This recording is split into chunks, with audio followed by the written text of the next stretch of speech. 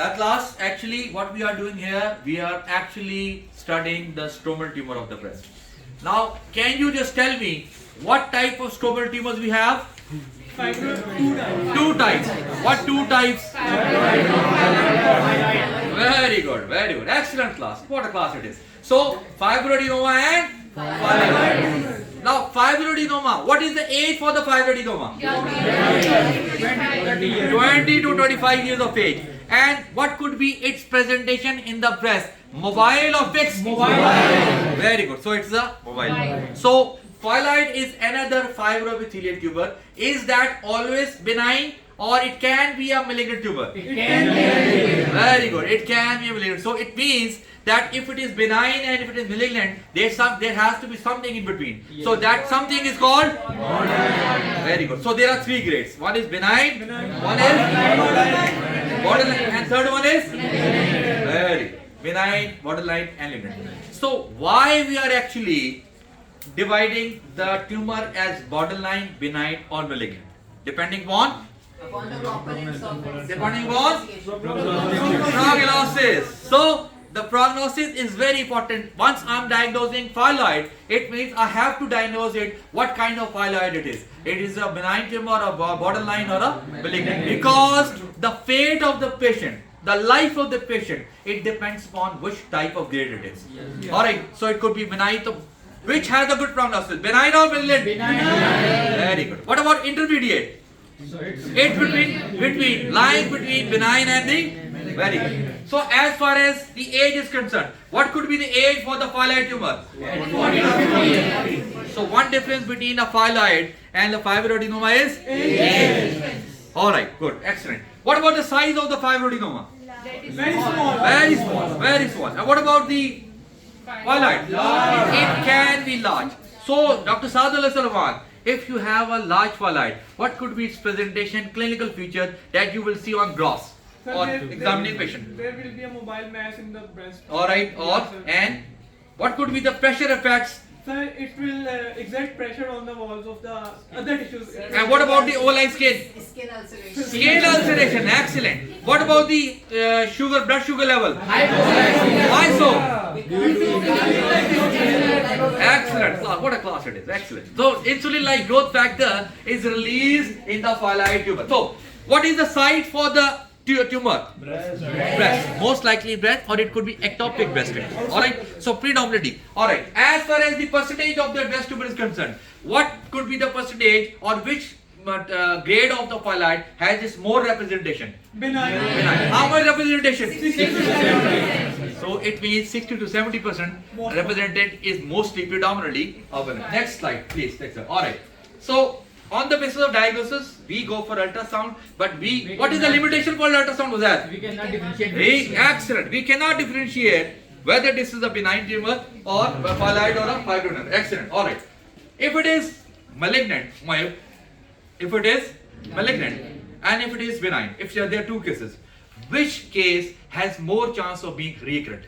Malignant. Why malignant? Because malignant is diffusive, it is filtrative, and so on the basis of the gross, if for example Dr. Anam is working in India and she is a pathologist, what will she see on the gross? She will see the margins of the tumor respect to the surrounding area, and she will document it that I have seen a tumor that is having a circumscribed margin. So possibly I'll write it down as a circumscribed area. So why? Because this is going to help me in my reporting and is going to help the surgeon for the further management. And if that tumor is having a permeative borders, it means infiltrating into the surrounding parenchyma. What it could be? It could be either intermediate or it could be, and if it's having an extensive permeation, is that a benign, borderline, or malignant? Malignant. Very good. So chances of recurrence is more in the infiltrative. Excellent. Alright.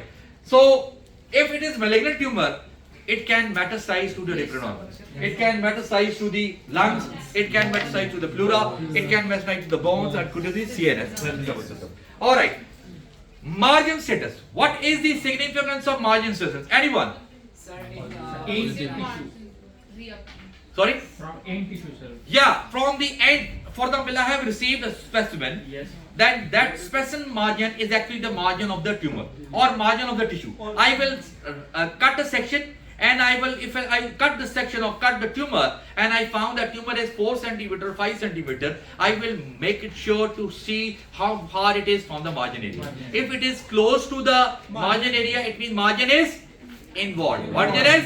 Involved. So positive margin means the margins are involved. So Dr. Zaid, can you just tell me, if the margins are involved, what is the significance of that tumor, or in the reporting for that's going to help in the further decision? That's malignancy. When malignancy is okay, fine. Another thing is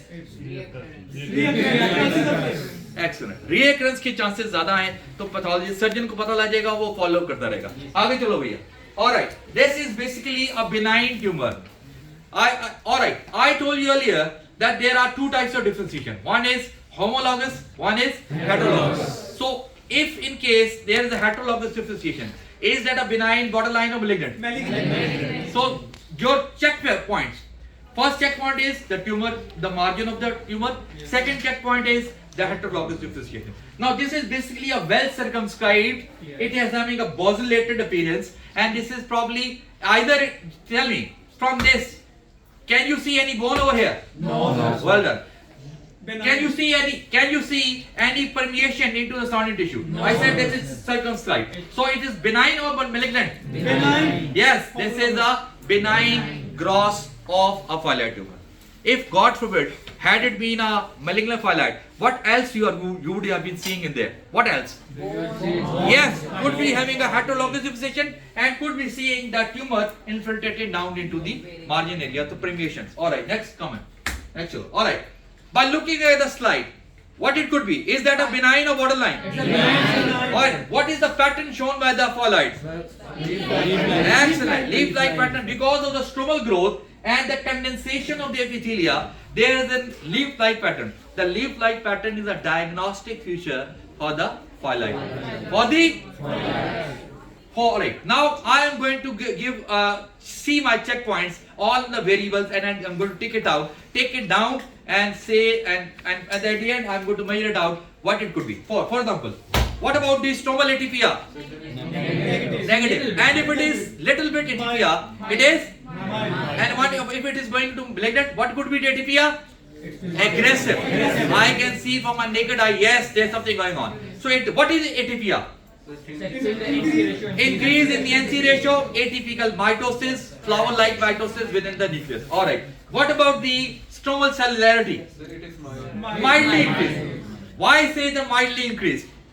Because epithelial. Yes, there is epithelial component. If there is an extensive, Jannat, if there is an extensive stromal growth, what is that component?